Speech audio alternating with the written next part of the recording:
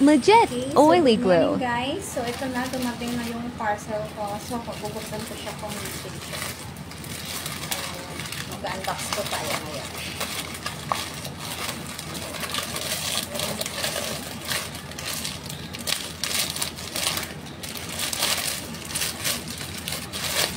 Ayan. So ito po yung in-order ko sa Shopee.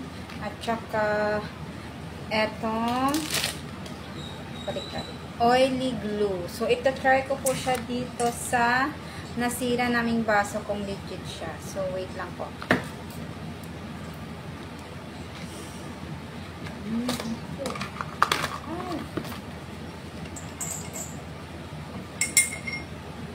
So, yan po. Nasira po yung baso ko.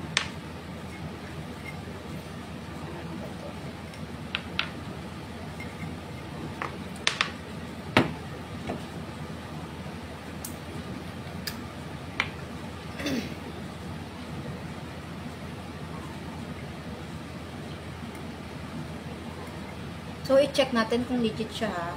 Kasi nakita ko to sa TikTok, kaya in-order ko siya. Oily glue.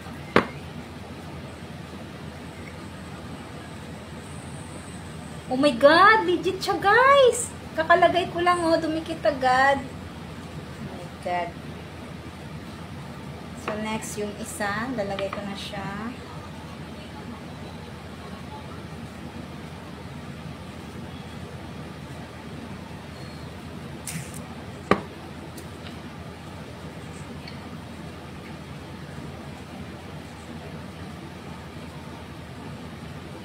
Yun.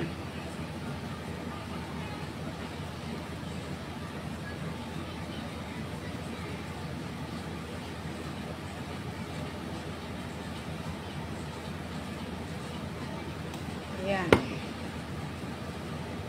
So, legit siya guys. Kakalagay ko lang oh. Kita nyo.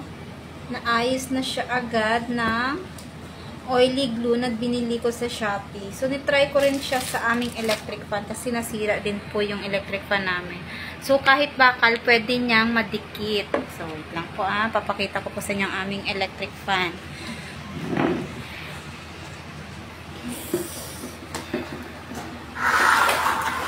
So, ayan siya guys. Nakatayo na siya ulit. Super dikit talaga ng oily glue. So, mag-order na po kayo sa Shopee. Legit po talaga siya. So, ito po ang oily glue. Kahit ano po niyan, madidikit niya. Bye! Thanks for watching.